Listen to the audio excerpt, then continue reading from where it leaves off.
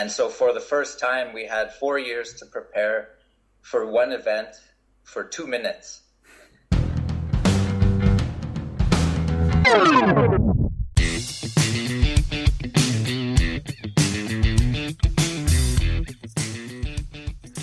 Questa è la puntata delle prime volte. È la prima puntata del 2021 e già solo per questo merita di essere celebrata come si deve. Ma è anche la prima puntata con un ospite internazionale. È la prima intervista tutta in inglese e soprattutto è la prima volta che intervisto un campione olimpico. E restando in tema di primi, ho intervistato la prima medaglia d'oro olimpica di snowboard nella storia. Era il 98, a Nagano, in Giappone, per la prima volta compariva lo snowboard tra le discipline olimpiche. A salire sul gradino più alto del podio quell'anno fu REBAGLIATI. La sua è una storia molto particolare, che parla di resilienza, un termine che va molto di moda di questi tempi, ma anche di sogni e soprattutto di scelte. Scelte che intrecciano le sue due passioni di tutta la vita, lo snowboard e la cannabis. Proprio a causa di una piccolissima quantità di cannabis trovata negli esami post-gara di Ross, parliamo di 0,17 su un limite di 0,15, a Ross fu tolta la medaglia d'oro, poi restituita dopo un ricorso legale. Ross dichiarò che quelle microtracce erano causa del fumo passivo che aveva subito, in quanto egli aveva smesso di fumare da ormai oltre 10 mesi, perché sapeva che sarebbe stato ovviamente controllato. Ma non voglio spoilerare di più, ti dico solo che la sua è una storia che merita davvero di essere ascoltata, soprattutto se non hai mai sentito parlare di lui né del CBD, una sostanza molto interessante per gli amanti dello snowboard e degli action sport in generale. Attenzione, non lasciarti ingannare dal nome italianeggiante di Ross.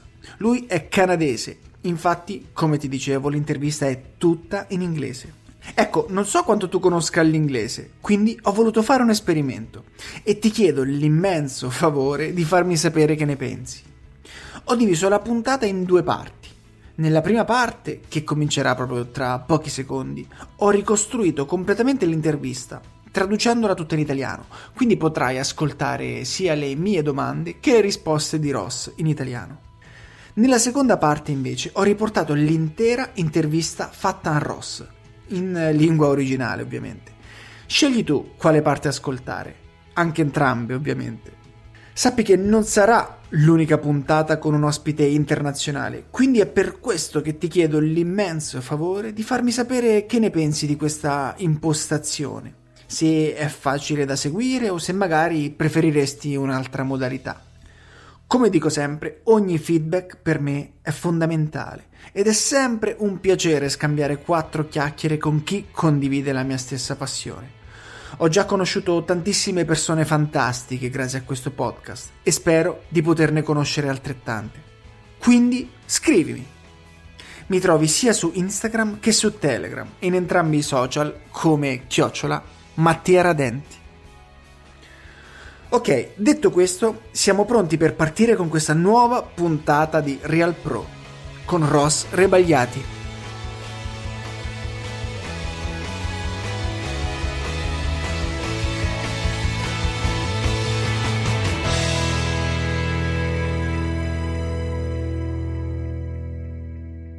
Hi Ross, and welcome. Ciao Ross e benvenuto. Prima di tutto, lascia che ti dica quanto sono felice di essere qui con te ed averti qui nel mio podcast. Sappi che questa è la mia prima intervista in inglese e questa è anche la mia primissima intervista con una medaglia d'oro olimpica. Quindi scusami se l'emozione dovesse giocarmi qualche brutto scherzo. Allora, partiamo. Ross, sei uno dei primissimi snowboarder ed hai anche vinto la primissima medaglia d'oro olimpica dello snowboard. A Nagano, giusto? Esatto. Sì, per lo slalom gigante. E a quei tempi c'era solo lo slalom gigante e l'halfpipe, giusto? Esattamente, sì. Solo questi 2 eventi.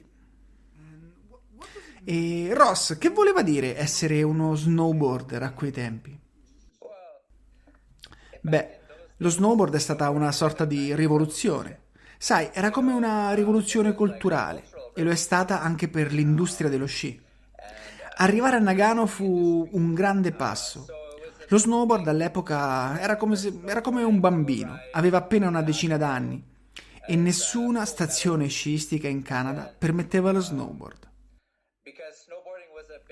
Eravamo molto appassionati di snowboard e arrivare a Nagano solo 10 anni dopo l'inizio, insomma, del movimento dello snowboard fu quasi incredibile. Sono stati 10 anni di progresso ed evoluzione, dall'essere ammessi sugli impianti di risalita fino alle Olimpiadi. Fu una sorpresa che nessuno si aspettava veramente. Come snowboarder della Federazione Internazionale di Snowboard, stavamo lottando per arrivare alle Olimpiadi da anni e all'improvviso, nel 1994, il Comitato Olimpico Internazionale ci ha dato la notizia che avremmo gareggiato nel 98. E così, per la prima volta, abbiamo avuto ben 4 anni per prepararci e prepararci ad un evento di soli 2 minuti. E questo è stato per tutti noi un grande cambiamento, perché nello snowboarding, nel tour di Coppa del Mondo, avevamo le gare, gli US Open o i campionati europei ogni anno, tutti eventi che facevano parte della nostra stagione abituale. E quindi è stato un grande cambiamento per noi il doverci preparare ad una gara così importante in un lasso di tempo così lungo. E Ross, dimmi, a quei tempi gli snowboarder non erano ammessi in tutti i comprensori, giusto?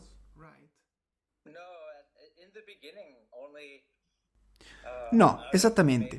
All'inizio circa 20 resort davano la possibilità agli snowboarder di prendere gli impianti. Pensa che lo stesso resort delle Olimpiadi non ammetteva gli snowboarder sugli impianti. Gli atleti delle gare avevano a disposizione un solo giro per andare in cima alla pista di gara o in cima all'halfpipe e un giro per rientrare poi in hotel.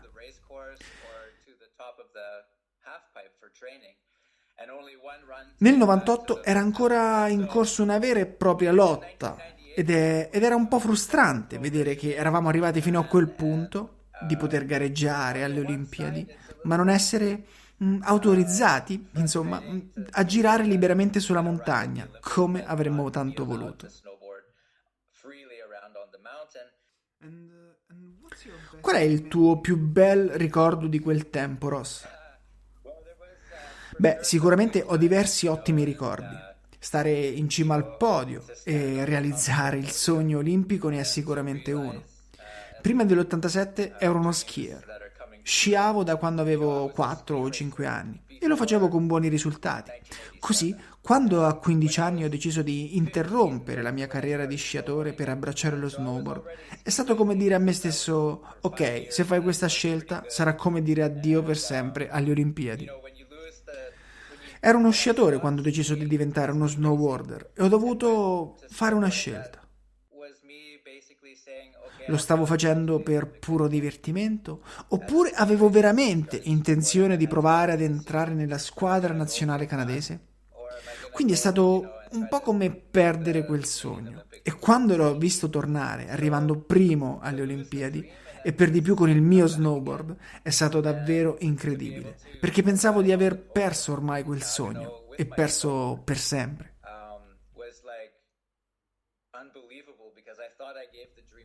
Sai, ci sono un sacco di elementi dietro la mia vittoria di quelle Olimpiadi, molti dietro le quinte, anni di allenamento e gare in tutta Europa. Ho vissuto diversi anni in Nord Italia, vicino a Bardonecchia, prima dell'arrivo di internet, e all'epoca eravamo semplicemente un gruppo di ragazzi che facevano ciò che amavano. Non andavamo alla ricerca di visibilità o successo. Una visibilità che in parte poi è arrivata, sia per il mondo dello snowboard, sia per me. Ross, davvero io non so immaginare cosa si provi a coronare tutti quegli sforzi con una medaglia olimpica, ma ancora di meno non oso pensare cosa possa voler dire vedersela portare via. Ecco, cosa hai provato in quel momento? Well, I guess it was devastating. Beh, immagino che la descrizione più giusta è che fu devastante, Feel like perché non credevo che la cannabis dovesse essere una sostanza soggetta a controllo, specialmente per un atleta. Sai, è una sostanza naturale e parte dei suoi principi attivi, i cannabinoidi, vengono già utilizzati dal nostro corpo per recuperare il 100% della propria forma. uses the cannabinoids anyways and should be using cannabinoids to help the rest of the body perform at 100%. And for me it was a choice between alcohol. Per me, all'epoca fu come una scelta tra l'alcol e la cannabis. La cannabis voleva dire fare una vita da atleta, qualcosa che potevo fare la sera per rilassarmi e al tempo stesso aiutare il corpo a recuperare dopo gli sforzi dovuti agli allenamenti quotidiani. E sai, a quei tempi, parliamo di molti anni fa, negli anni 90, quando iniziai ad informarmi sulla cannabis, c'era il proibizionismo ed era difficile reperire informazioni. Intendo vere informazioni, informazioni scientifiche riguardo al CBD, a cosa fanno i cannabinoidi al nostro corpo ed i benefici per un atleta. Qualcuno che vuol vivere uno stile di vita salutare usando solo sostanze naturali. Quindi capisco che all'epoca non era una pratica molto comune, ma per le persone che la utilizzavano i benefici erano molto chiari. Sai, ti aiuta a dormire, ti aiuta a svegliarti presto la mattina, a mangiare. Chiaramente devi poi essere in grado di controllarti e fare le giuste scelte. Voglio dire, può venirti voglia di mangiare uno strudel o un pezzo di torta e quello ovviamente non va bene per un atleta. Or a strudel, and that's not good for an athlete, but at the end of the day the choices were Ma sai, a fine giornata si trattava di scegliere cosa fare e per me era importante scegliere solo cose salutari e mantenermi il più possibile in forma. and relax, but maybe it's better that I don't have a beer. Sai, uno può scegliere se farsi una birra, ma poi hai delle calorie extra o magari finisci per fartene più di una e allora rischi di andare a letto tardi o di svegliarti male. Con la cannabis invece sono 0 calorie, a letto presto e in piedi presto ed è perfetta per un atleta. E qui parliamo proprio dei benefici del CBD. As an athlete, you have a lot of inflammatory issues. Come atleta hai un sacco di problemi infiammatori dovuti sia alle gare che agli allenamenti e potresti anche avere dei piccoli infortuni ogni giorno. E usare il CBD come antinfiammatorio ti permette di ridurre il dolore e recuperare in fretta dopo un infortunio. Immagina i ciclisti al Tour de France, gareggiano su centinaia di chilometri ogni giorno. I muscoli sono stressati, l'intero corpo è stressato e persino la mente. Quando chiudono gli occhi, quei ciclisti vedono ancora la strada. Questo è un rimedio naturale che ti permette di guarire il fisico e rilassare la mente allo stesso tempo. Ecco Ross, sì, questo è un argomento molto importante che avrei voluto toccare nel corso dell'intervista, ma visto che l'hai nominato, va bene approfondirlo subito. Qui in Italia il CBD è pressoché sconosciuto, non se ne parla e io stesso ne ho sentito parlare per la prima volta qualche mese fa in un podcast americano. Così ho fatto qualche ricerca ed ho scoperto un intero mondo dietro questa sostanza, dai benefici che dà per il corpo a tutta la scienza e la filosofia che c'è dietro. Quindi ti va di spiegarci di più sul CBD, come funziona e soprattutto che prodotti possiamo trovare in commercio? Sure. So I think for athletes, Certo. Allora, penso che per un atleta ci siano 2 modi per prendere il CBD in modo efficace. Ok, in realtà ci sono molti modi per prenderlo, ma diciamo che questi 2 sono i principali. Il primo modo è l'estratto liquido, che può essere preso in gocce sotto la lingua. In genere consideriamo 10 mg come una dose. CBD is considered to be one dose, and the other way L'altro modo è come una pomata, una classica pomata da sport, che ha in aggiunta un infuso di CBD. Ed è incredibile quanto sia efficace proprio su una parte dolorante o infortunata. Ecco, facciamo finta che io abbia un problema alla mia spalla, un affaticamento o una cosa simile dovuta, che ne so, al tennis, per esempio, oppure in seguito ad una discesa in mountain bike. Il CBD, attraverso la crema, riesce a penetrare nel muscolo e addirittura può arrivare anche all'osso. Questo è sicuramente il modo migliore per un atleta. Chiaramente anche sotto la lingua è efficace, ma ovviamente in quel caso il CBD entra in circolo in tutto l'organismo, direttamente dal flusso sanguigno, dando anche un senso di relax e un effetto anti-ansia. Ma non è uno psicofarmaco e soprattutto non sballa, perché non c'è THC, che è quel principio attivo che crea lo sballo quando si fuma marijuana. Per essere chiari, il CBD può essere estratto sia dalla canapa che dalla cannabis. Quando lo si estrae dalla canapa non contiene THC o ne contiene una quantità prossima allo zero. Quando invece lo si estrae dalla cannabis c'è anche una parte di THC che dà quel cosiddetto effetto entourage, che rende il CBD molto più efficace. It is true that with a very small amount of THC that you get what's called an entourage effect. Quella piccola parte di THC lo mantiene sempre non psicoattivo, ma attiva in modo più efficace il CBD e si ricevono gli effetti migliori e più efficaci, insomma. In ogni caso, questi sono i due modi principali con cui si assume il CBD. Chiaramente si può anche assumerlo fumando, cannabis con CBD. Ed è una cannabis che non contiene THC, quindi non sballa, ma dà una sensazione di relax, quasi meditativa.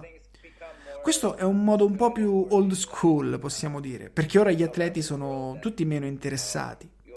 Questa modalità di assunzione agli atleti non interessa, perché interessa ottenere il massimo dal proprio corpo, e per questo la modalità più apprezzata e diffusa è proprio la pomata.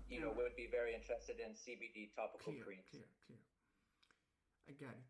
And speaking of cream, when should it be... Chiaro, Ross, molto chiaro. E parlando proprio di pomata, quando va applicata? Cioè, intendo, dopo l'infortunio oppure in fase di attivazione muscolare, cioè prima dell'attività fisica? Before the physical activity. After the injury, or both of them, okay. Beh, entrambi. Se senti un affaticamento muscolare o un dolore, puoi usare quanta pomata vuoi. Non ci sono rischi di finire, che ne so, sballati o ritrovarsi con una dipendenza da questa sostanza.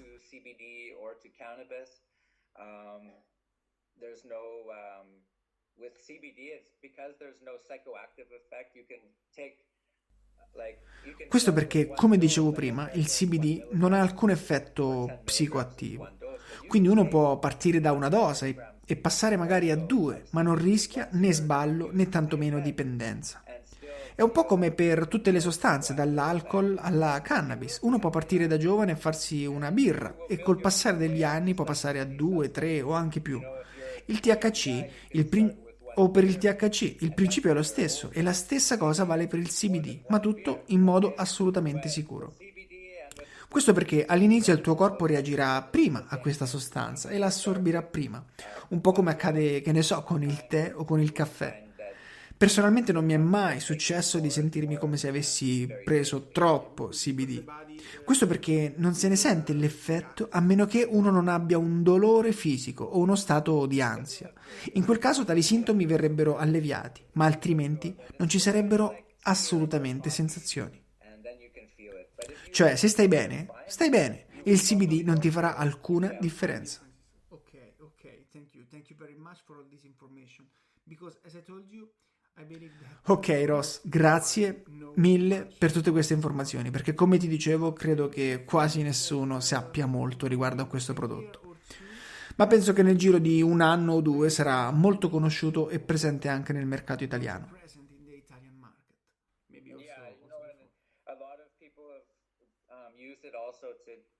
Sì, pensa che addirittura molti lo utilizzano per uscire da dipendenza da droghe e oppiacei o dal tabacco. Ci sono molti effetti positivi secondari del CBD, non solo per gli atleti. to CBD as well than just for athletes. Great.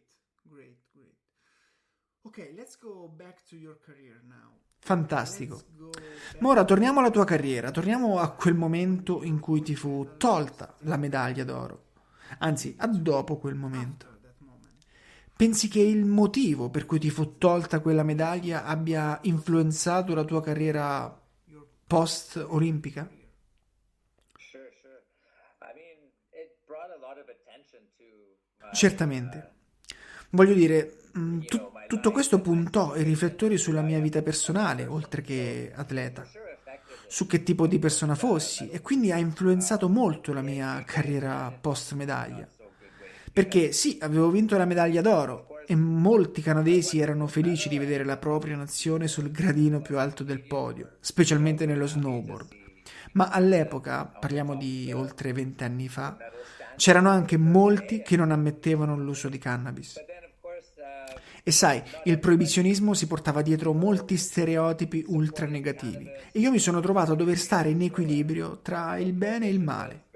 E va anche tenuto conto del fatto che molti atleti sono presi come modelli di riferimento, persone da prendere come esempio dai bambini, e ovviamente essere associato allo stereotipo di chi fa uso di cannabis non era molto positivo.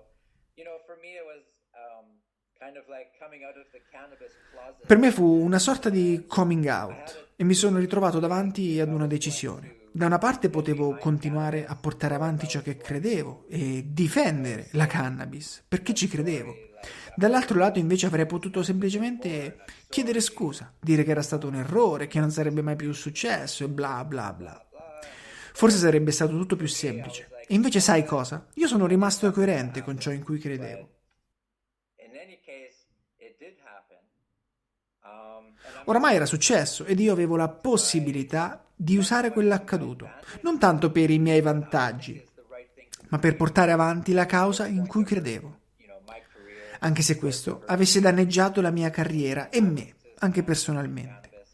Questo voleva dire stare dalla parte della cannabis per oltre 20 anni e cercare di far capire come questa potesse far parte di uno stile di vita salutare. How it can be part of a healthy lifestyle, and this was a risky move for me, and I didn't have any. È stata una mossa rischiosa per me. Voglio dire, all'epoca non c'erano accordi con brand o cose simili che mi permettessero di venir pagato. Ed è stato un viaggio duro e lungo. Voglio dire, io ho aperto la mia azienda, la Ross Gold, circa 8 anni fa. E questo vuol dire che ci sono stati ben 12 anni di attesa da Nagano. Anni che ho vissuto con molte difficoltà e per di più associato allo stereotipo che il proibizionismo aveva creato. Prohibition. And so as an athlete, it really killed my career. And E come atleta tutto questo ha quasi ucciso la mia carriera. L'attenzione si è spostata dall'atleta alla cannabis e tutto questo mentre c'era il tour di Coppa del Mondo da portare avanti. E già è dura stare lontana da famiglia e amici. Per di più, essere allontanato anche a causa di questo stereotipo negativo rendeva tutto ancora più difficile. races. And so for me, I made the decision to step away from the World Cup. Per questo ho deciso di abbandonare la Coppa del Mondo e la mia carriera di snowboarder per concentrarmi di più su me stesso e cercare un modo per vivere questa mia nuova vita. Non tanto in Europa, quanto a casa, in Canada. E lì ero un personaggio pubblico, mi riconoscevano per strada e non sempre per i meriti e per la medaglia d'oro, purtroppo. Walking down the street, and not always for a good reason. Some people really supported. Sì, è vero che molti mi supportavano, me e la mia causa, ma moltissimi altri no. So as a young guy, E per un ragazzo, una prova come quella è una cosa dura. Ho dovuto trovare la mia strada. Poi, finalmente ho visto un cambiamento di mentalità e lì ho capito che poteva essere il momento giusto. Così avviai la mia azienda circa 8 anni fa, ben 6 anni prima della legalizzazione della cannabis in Canada. E per tutto quel tempo io fui al centro delle conversazioni su questo tema. Già da Nagano io entrai nelle conversazioni di tante famiglie che si chiedevano: ma com'è possibile fare uso di cannabis e comunque vincere le Olimpiadi? kitchen table, E questo cominciò a far capire che in tutta quella propaganda c'era qualcosa che non era vero. E mi piace pensare che io ho dato il mio contributo alla causa e ho aiutato il processo di legalizzazione della cannabis, aiutando così molte persone.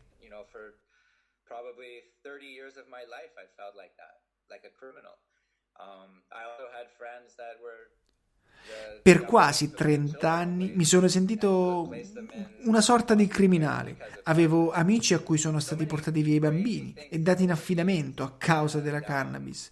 E sono successe molte cose assurde negli anni, prima della legalizzazione definitiva. Lo stigma e gli stereotipi sono stati molto pesanti per tutto il tempo. In alcuni paesi addirittura la cannabis rientra nell'elenco delle droghe pesanti che causano problemi molto più gravi alle persone.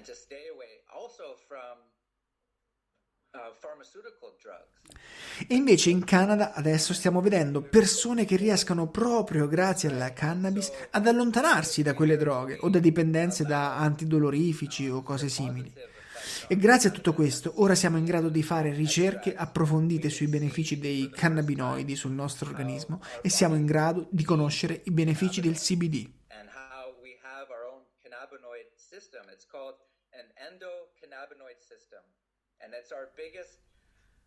Ora sappiamo che c'è un vero e proprio sistema di endocannabinoidi nel nostro corpo ed è il sistema più grande e diffuso che abbiamo. Controlla l'intero corpo e persino gli stati d'ansia e depressione. Controlla ogni parte del nostro corpo e quando siamo a corto di cannabinoidi, l'intero sistema non funziona bene. È come quando hai carenze di vitamine, è come quando ti manca la vitamina B12, per esempio. I cannabinoidi funzionano esattamente come le vitamine. Pensa che lo stesso latte materno è pieno di cannabinoidi in modo naturale. Quindi il latte materno con cui stiamo allattando i nostri bambini già ha tonnellate di CBD al suo interno.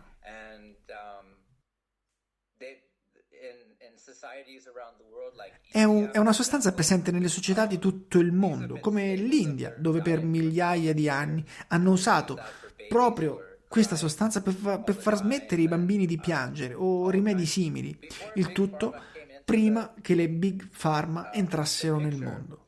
Quando hanno reso la cannabis illegale 80 anni fa. All'epoca l'estratto di cannabis era in quasi tutte le medicine. Ross, I am not an expert of the history of cannabis and much less. Ok, Ross, io non sono molto esperto della storia della cannabis, tantomeno della storia della cannabis in Canada. Ma prima di incontrarti qui in questa puntata ho letto diversi articoli sull'argomento ed ho capito che tu hai giocato un ruolo molto importante in questa rivoluzione culturale che ha portato proprio alla legalizzazione della cannabis. È così? Sì, sai, penso proprio di sì.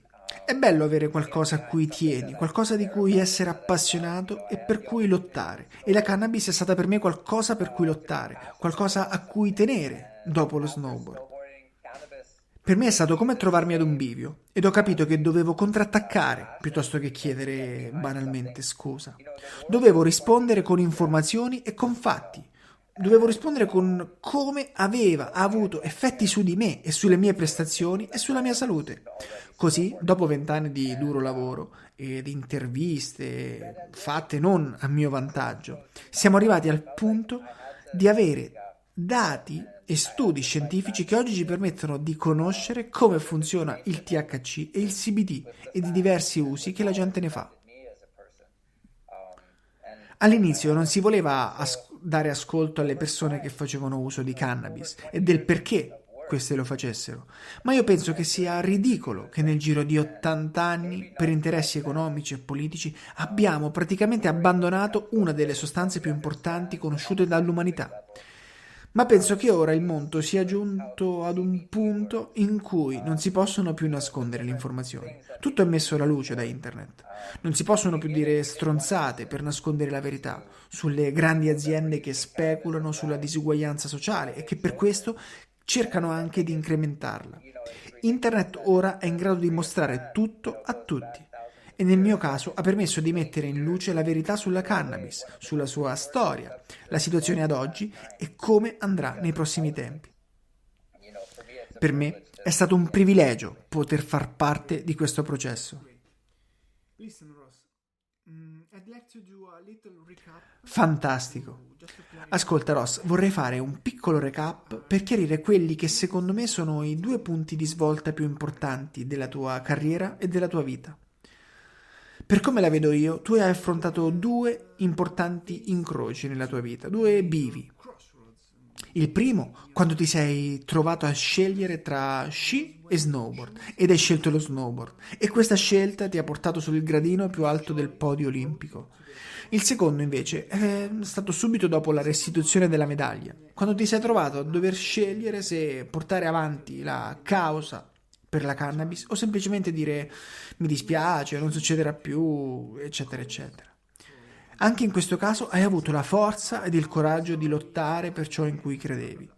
Sicuramente ti è costato molto ed è stata dura, ma credo che sia giusto che ora tu riceva i frutti di ciò per cui hai lottato. Sappi che hai tutto il mio rispetto per ciò che hai fatto, perché penso sia una cosa molto rara e merita tutto il rispetto del mondo. Ed è questo il messaggio che spero passi da questa intervista, e non semplicemente Ross è quello che ha vinto quella medaglia, poi l'hanno tolta, poi l'hanno ridata, eccetera, eccetera, e ora ha un'azienda di prodotti a base di cannabis.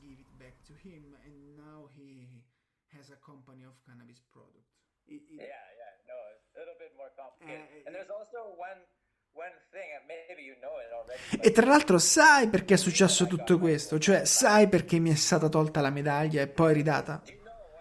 Sì, lo so, perché la cannabis all'epoca non era una sostanza inclusa tra quelle vietate dal Comitato Olimpico.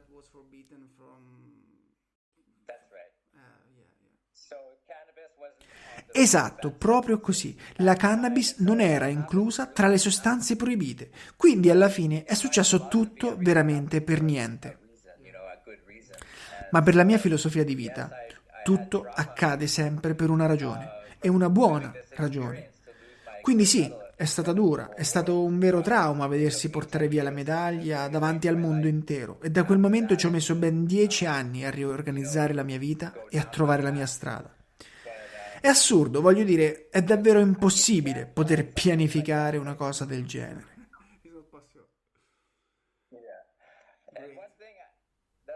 E c'è un'ultima cosa che vorrei dire, e vorrei ringraziare proprio l'Italia, perché è stata l'Italia a regalarmi una medaglia dopo Nagano.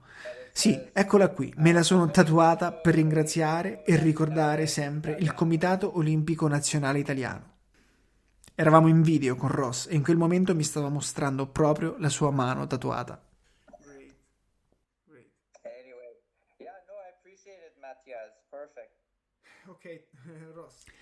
Bene, comunque grazie mille Mattia per avermi voluto qui, lo apprezzo veramente molto e apprezzo le tue parole. Grazie a te Ross, grazie a te per il tuo tempo e per avermi concesso questa intervista. È stato davvero molto importante per me. Grazie di cuore.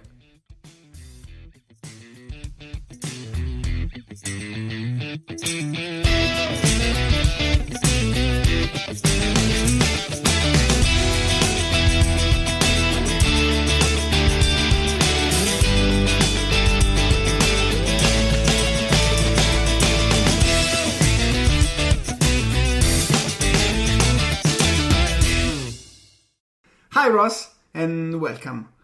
First of all, let me tell you how happy I am to be here with you, having you here in the podcast. This is my first interview in English, and this is also my very first interview with an Olympic gold medalist. So please, sorry if the emotion will play me some bad joke. So let's go.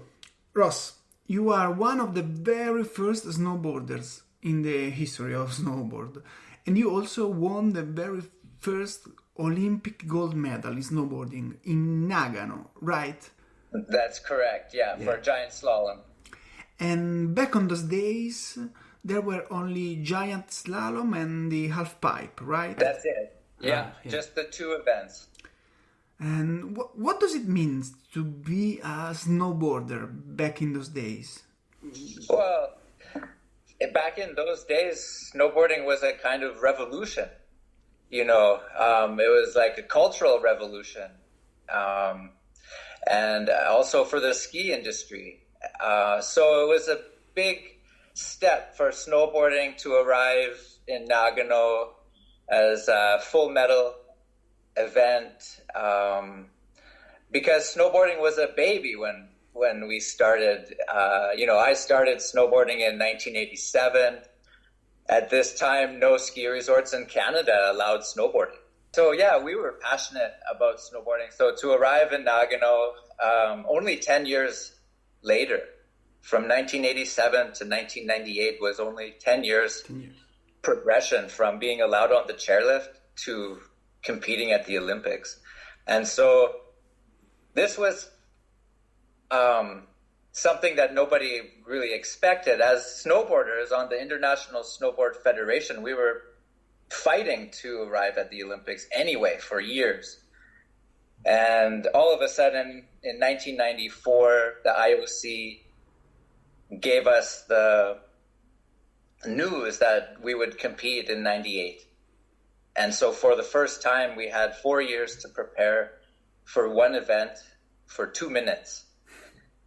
And this was a big change because in snowboarding on the World Cup Tour, we had the race, the US Open or European Championships every year.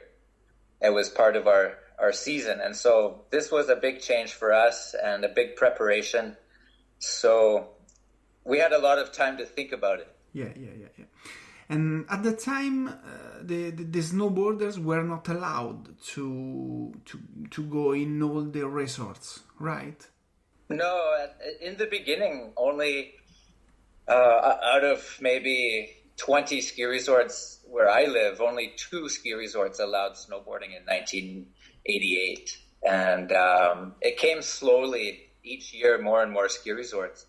And even when we arrived in Nagano, the ski resort Shigokogen did not allow snowboarding.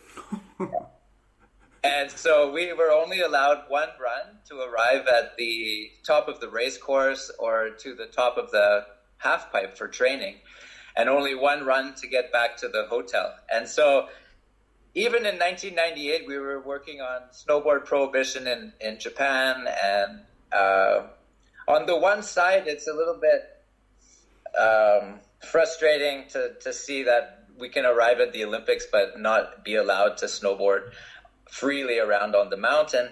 And on the other side, it pays homage to the snowboard culture where, yeah, it's true, we're edgy. Even at the Olympics, we're not allowed on the whole mountain. And I think that plays into snowboard culture and snowboard marketing and the whole cool factor for snowboarding. And what's your best memory of those days, Ross? Well, there was for sure some good times, and, to stand on the top of the podium and to realize Olympic dreams that are coming true. I was a ski racer before 1987. And when I was 15 was when I started snowboarding. And so I was already ski racing since I was for 5 years and was pretty good. And, when I stopped ski racing and went to snowboarding, that was me basically saying, okay, I'm not going to the Olympics anymore. As a ski racer, when I started snowboarding, I had to make the decision, am I going to go for fun or am I going to go, and try to make the Canadian Olympic ski team?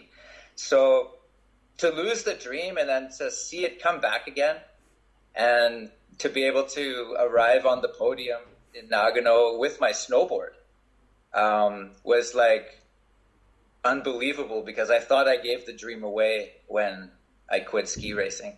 So there was a lot of things behind my win that made it special for me. And, a lot of behind the scenes and many years of training and competing and living in Europe, and I lived in northern Italy, up in Bardonecchia, at the end of my career and before the internet, and so we were really isolated as young guys for maybe 10 years. doing something for passion and not for recognition. At least in Canada, we didn't have the same exposure that the World Cup Tour was having in Europe. And so it was really about passion and achieving personal goals.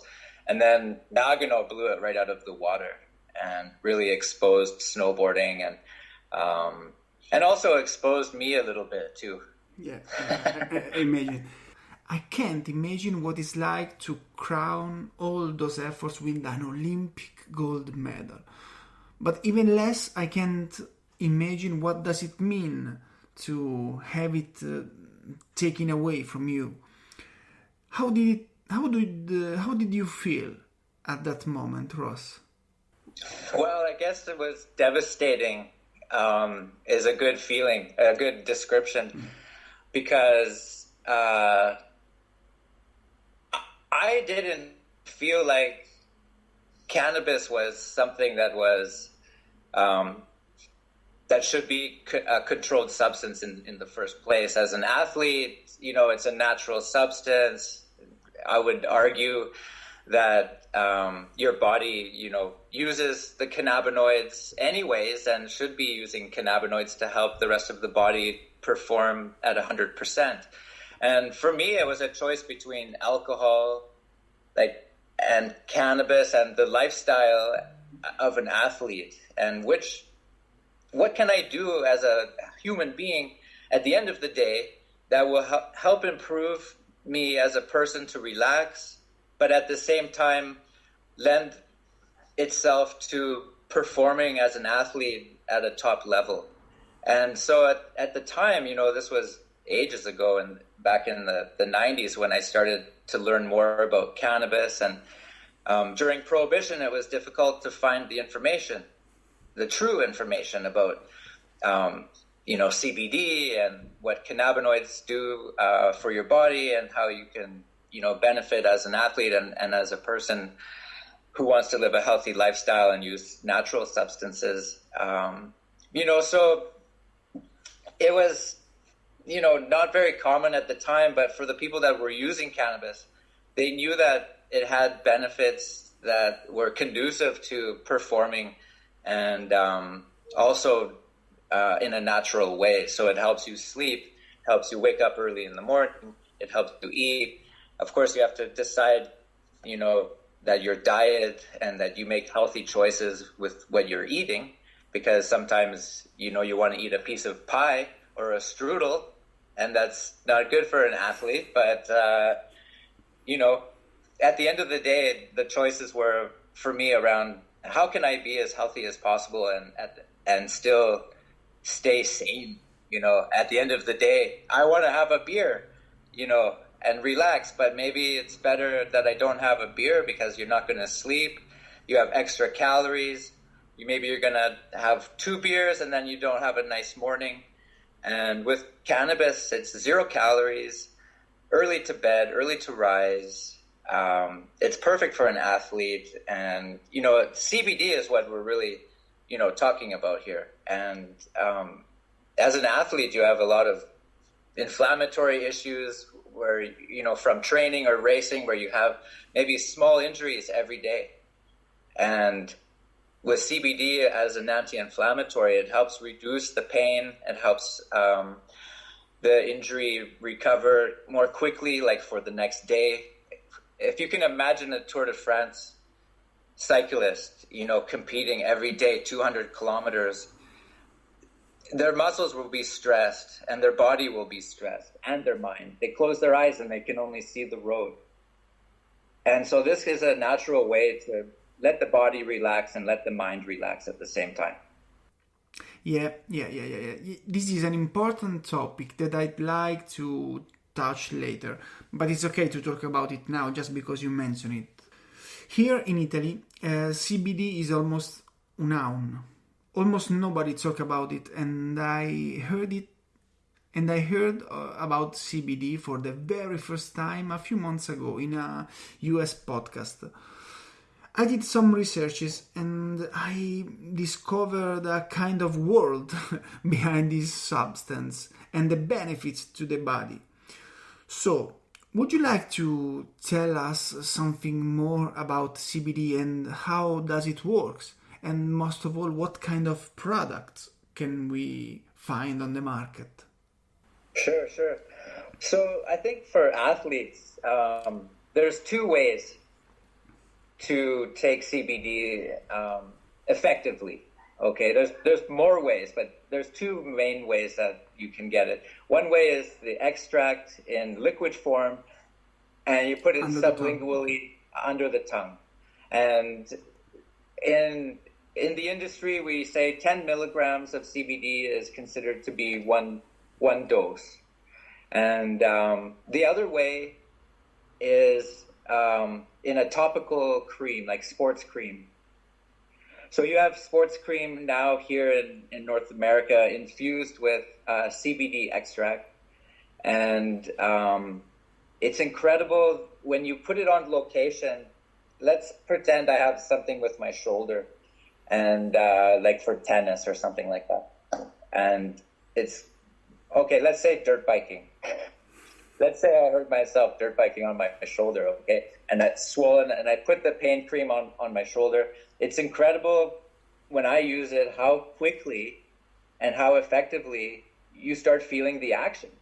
The CBD has some way to penetrate through the muscles right down to like the bone already. And so topically, like topical sports creams are probably the most effective for athletes because you can put it right on the location. Sublingual, of course, it's different because you're ingesting it in your body. You're taking it into your bloodstream in a different form, and it's hitting your whole body. And so this will give you a calming, anti-anxiety. It's not psychoactive. Okay, so you don't get high from it or feel something like that. There is no THC. No THC. No THC. Yeah, CBD can be, now to clarify, CBD can be derived from hemp. Okay, which has nearly zero THC, almost no THC. The other is from cannabis. Okay, hemp and cannabis are the same family, but cannabis holds the THC, and that's what is so popular generally on a recreational level. And it is true that with a very small amount of THC that you get what's called an entourage effect, where the CBD can work more effectively. It's such a small amount of THC, though, that it remains non-psychoactive, but it just activates the CBD a little bit extra, and you get more effective results from it. Now, having said that, you do still have very effective CBD products that come from hemp with zero THC, and like I said, very effective. And so it's not really a big concern. When things become more understood and more legalized around the world, then you'll see an introduction of CBD from cannabis. But for now, most places are with CBD from hemp. And in any case, those are the two ways, sublingual drops. And of course, you can smoke CBD cannabis too. And you don't get high from it. It's just relaxing. It's a kind of meditation. It's just, more old school, kind of like the older guys will be more familiar with smoking a joint. But the young sportsmen, not interested in the cannabis scene, but interested in physical ability and, would be very interested in CBD topical creams. Clear. I got it. And speaking of cream, when should it be applied? I mean, should I apply the cream after the injury or in the muscle activation phase? How can I say? Before the physical activity, after the injury, or both of them? Okay. Yeah, if you feel any tight muscles in the morning before you go skiing or snowboarding, then for sure use the topical cream as much as you want. There's no chance of addiction to CBD or to cannabis. There's no, with CBD, it's because there's no psychoactive effect. You can take, you can start with one dose, like I said, was 1 milligram or 10 milligrams is one dose, but you can take 200 milligrams also of CBD once you're used to the effect and still feel no psychoactive effect. But you will feel relaxed and you will build your way up, just like with any substance. If you're a young guy, you can start with one beer, and then when you're older, maybe more than one beer, okay? Yeah. But with CBD and with THC and most substances, it's the same thing. You start with one dose, and over time, you will find that you feel comfortable taking more and more and very safely. Yes, because the body will react to it will absorb in the beginning. It will absorb better. Okay, exactly. It will absorb it. It's kind of like tea or coffee in a way. Personally, I've never taken too much CBD where I was like, oh, that was too much CBD. CBD, it's very interesting. You have to really try it. You don't feel it unless you have some kind of pain on the shoulder, or maybe you have anxiety, and then you can feel it. But if you're fine, then you probably don't feel it. You will not find differences. Okay. Thank you very much for all this information. Because as I told you, I believe that almost nobody knows much about this product.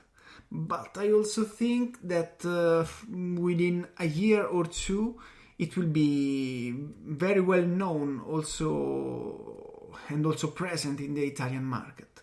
Maybe also.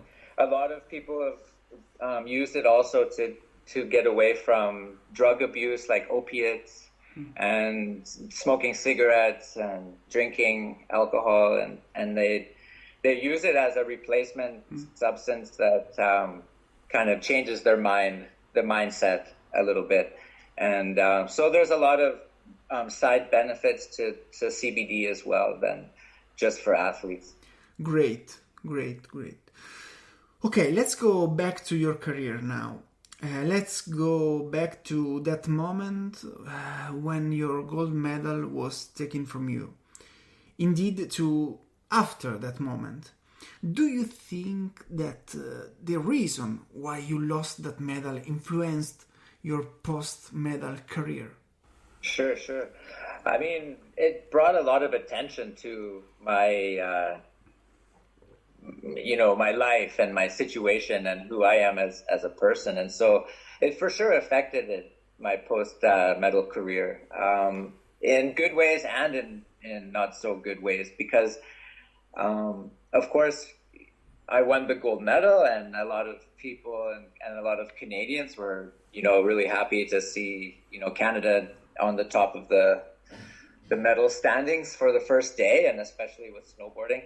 But then, of course, not everybody, supported cannabis 23 years ago, and prohibition was very, very strict and came with a lot of stigma and stereotype, and so for me it was a balance between the good and the negative, and I can't compare it to other people or other results that I've had before, because there was an external question about my performance that wasn't about sports.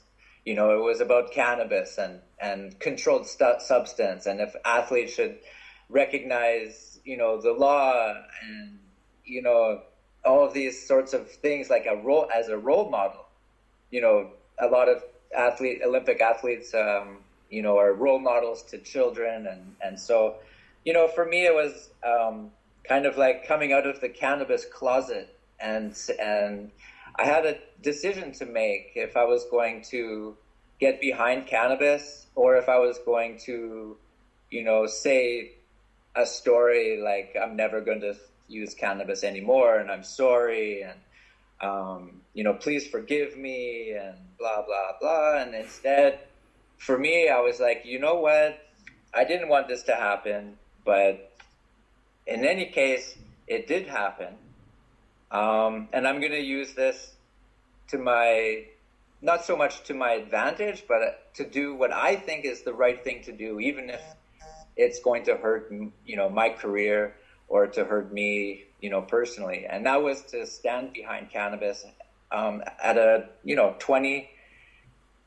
over 20 years ago, and talk about, why I used cannabis and why other athletes use cannabis, and how it can be part of a healthy lifestyle. And this was a risky move for me, and I didn't have any deal at the time to get paid, and it took me a long, I would say, I started my cannabis company, Ross Gold, maybe 8 years ago now, but it was 12 years waiting for the timing to be right. After Nagano, over 10 years, and also not making, a good living, not being able to pay my bills, living in a world of stigma and stereotype because of prohibition. And so as an athlete, it really killed my career. And so, the attention shifted on from my sports career to cannabis when I was at the next year competing on the World Cup Tour.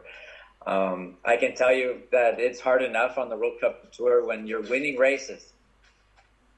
When you're the champion, it's hard enough to be away from your family and friends, let alone when you have sort of negative attention from the media also coming to you at all the races. And so for me, I made the decision to step away from the World Cup Tour and from my snowboard career, to focus on myself and how I was going to learn to deal with my new life. Maybe not so much in Europe, but definitely in Canada, I was a regular name that you could recognize walking down the street, and not always for a good reason. Some people really supported, my cause, right? But a lot of people were not so supportive. And so as a young guy, it was a tough call. And I found it for years difficult to, earn a living. And finally, I felt like the culture was shifting, where I felt comfortable to start Ross Gold 8 years ago almost now. And that was already 6 years before legalization in Canada. So I was really part of the conversation in Canada, starting at Nagano, around the kitchen table, families discussing cannabis and sports, and, how can Ross, use cannabis and still win the Olympics. And maybe some of the propaganda wasn't true, actually. And this started a conversation around cannabis over 20 years ago. And I like to think that, I had something to do with bringing cannabis into legalization and really setting a lot of people free, actually. I felt like I could be pulled over at any minute for most of my life with a joint or some small amount of cannabis, and maybe be in jail the next day. And, for probably 30 years of my life, I felt like that, like a criminal. I also had friends that were, the government took their children away and placed them in foster care because of cannabis. So many crazy things over the years. And with legalization, it really allowed people to use a natural medicine, but also just to feel like a law-abiding citizen, like just to feel like a nice, normal person that is contributing to society, that have a great job and a great family and, perfect kids and everything. And the only difference is that I use cannabis. I mean, the stigma and the stereotype was really thick over the years. And it was really hard. A lot of countries put cannabis into the same category as the hard drugs that are causing a lot of issues. And now in Canada, we're seeing people using cannabis to go away from those drugs and to stay away also from pharmaceutical drugs like the opiates, like painkillers, etc.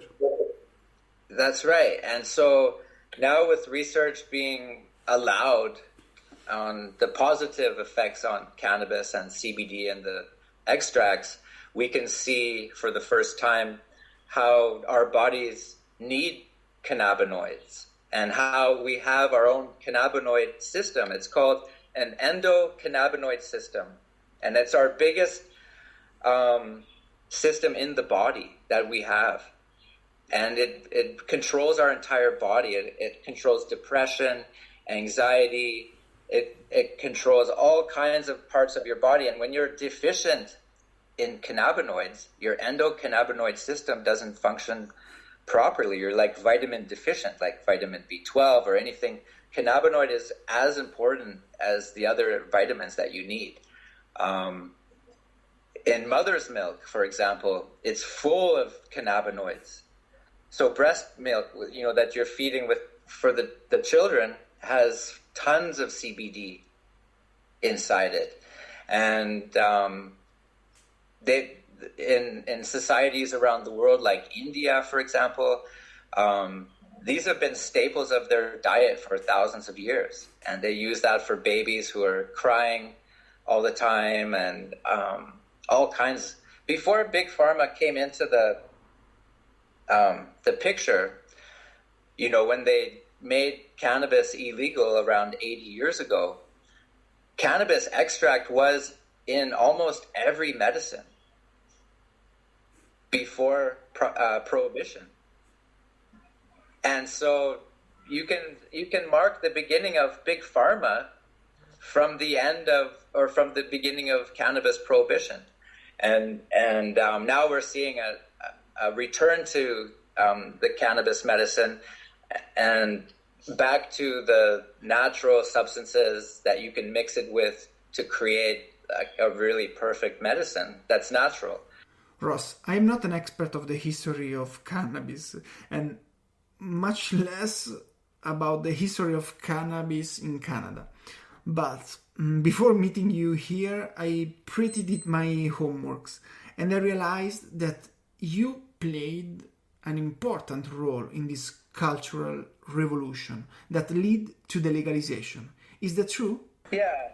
I think it's been, for me, I'm fortunate, to have the opportunity to get behind something that I care about and that I love. I had the opportunity with snowboarding to be passionate about something. And after snowboarding, cannabis gave me this same avenue of passion, to get behind something.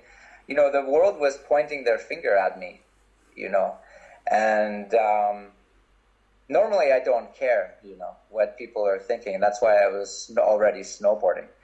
And but at this crossroads in my life, I felt like I had to speak up, and I had to fight back a little bit, but with information and with the facts and with how it affected me as a person, and my health. And so over time, over 20 years of work and doing interviews and maybe not to my advantage, we were able to come to a place that we understand on a scientific level how THC works, how CBD works, the different things that people use it for. In the beginning, we didn't want to listen to the people that were using cannabis and why they chose it.